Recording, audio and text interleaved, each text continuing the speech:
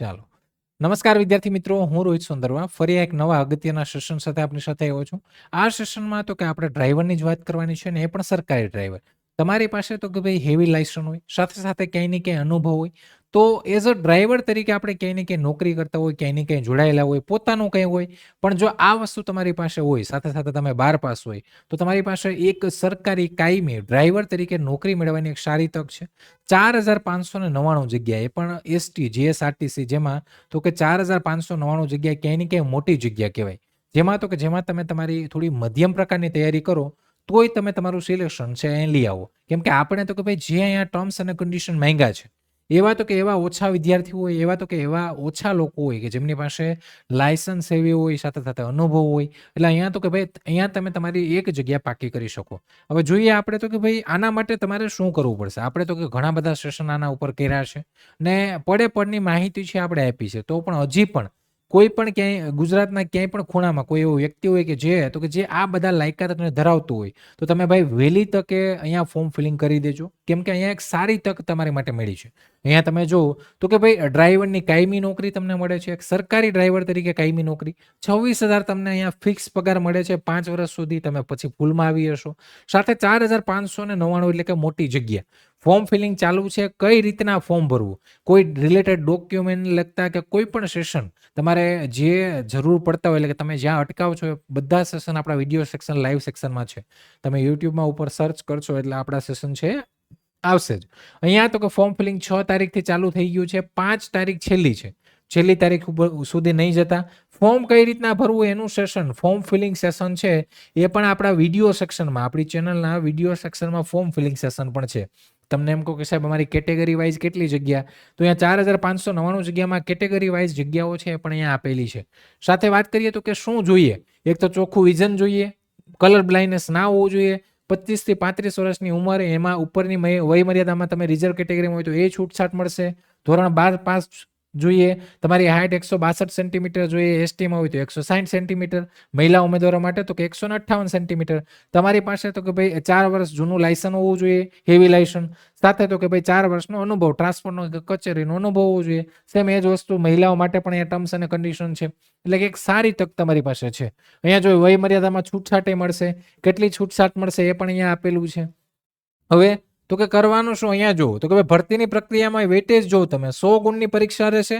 100 ગુણની પરીક્ષામાં તો કે લેખિત પરીક્ષાના 40% વેટેજ રહેશે. એટલે કે તમે જે 100 ગુણની પરીક્ષામાં લાવો એનું વેટેજ 40%, અને તમારું પ્રેક્ટિકલ એટલે કે જે 50 ગુણનું ડ્રાઇવિંગ ટેસ્ટ લેવાશે, કે જેમાં તમારી પાસે હેવી લાયસન્સ છે, તમે ક્યાંય ને ક્યાંય તો કે આ વસ્તુમાં માહિર હશો, ક્યાંય ને ક્યાંય તો કે આ વસ્તુ કરતા આવ્યા હશો, અને એમાં જ તમારે 50 માર્કનું ડ્રાઇવિંગ ટેસ્ટ આપવાની છે. 35 માર્ક પાસ થવા માટે લાવવાના છે.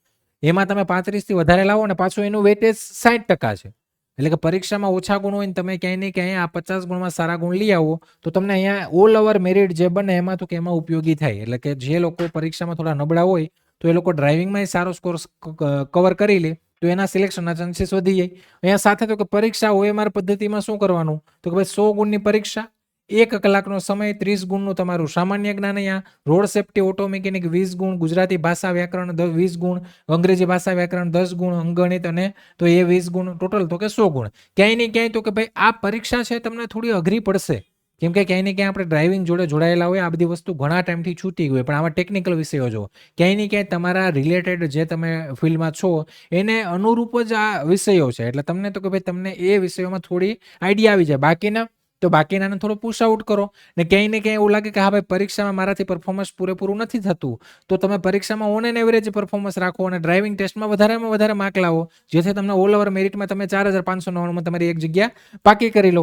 સાથે તો કે ભાઈ અહીંયા જોઈ લેજો બધું કે માઇનસ પદ્ધતિ કઈ રીતના છે, 100 પ્રશ્નો 100 ગુણ રહેશે, અને એમાંથી જ લોકોને તો કે ડ્રાઇવિંગ ટેસ્ટ માટે બોલાવવામાં આવશે. પગાર ધોરણ તમે જુઓ તો કે ભાઈ અહીંયા 26,000 તમારો ફિક્સ પગાર છે 5 વર્ષ સુધી.